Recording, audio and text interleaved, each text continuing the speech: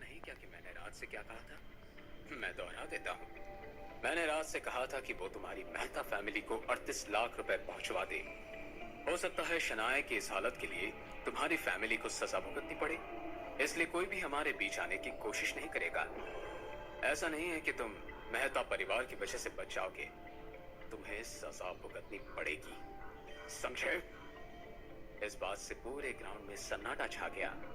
Young master, मेरी बहन नादान है, क्या आप इसे एक आखिरी मौका नहीं दे सकते? नादान? अब तुम्हें तुम्हारी बहन नादान लग रही है?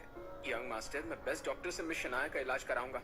इतना ही नहीं, मैं आयशा को समझाऊंगा और इसे सजा भी दूंगा, और मैं ध्यान रखूंगा कि आगे ऐसा कुछ न करे। शनाया के इलाज मैं खुद करवा सकता हूँ, आहन ने तुरंत कहा।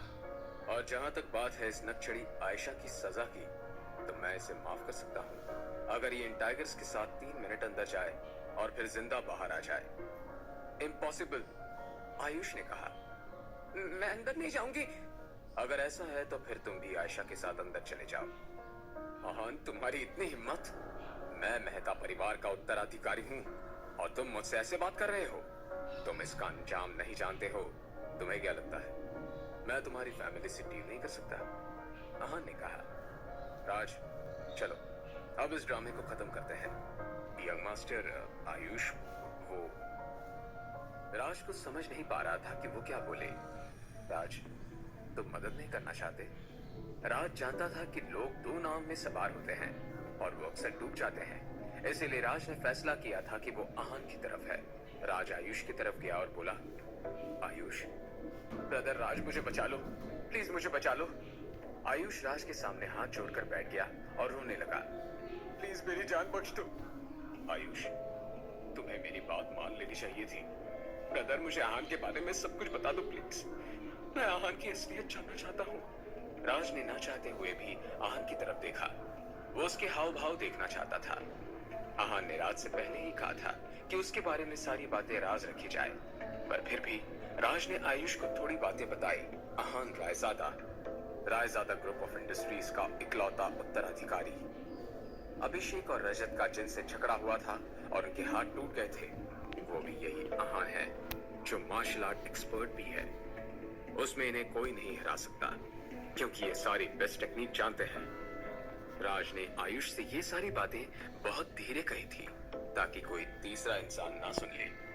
आयुष को एहसास हो गया था कि उसने कितनी बड़ी गलती कर दी थी। आहन, शनाया अभी भी बहुत कमजोर थी।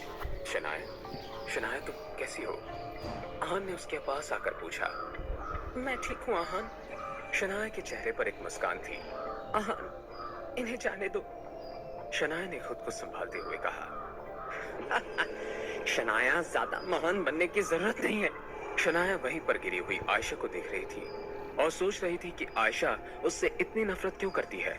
शनाया, चलो हॉस्पिटल चलते हैं। इस हादसे की छाप तुम्हारे मन में काफी दिन रहेगी।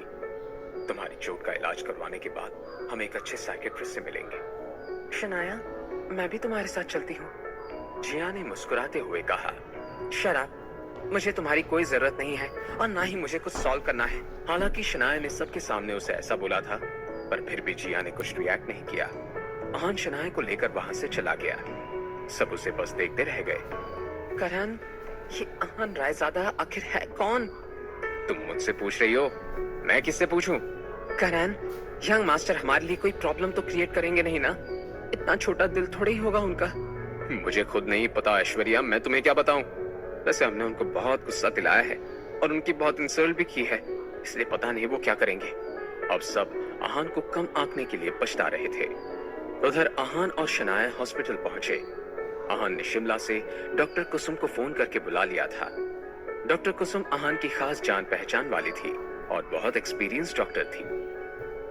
आहन शनाया के हेल्थ के साथ कोई रिस्क नहीं लेना चाहता था।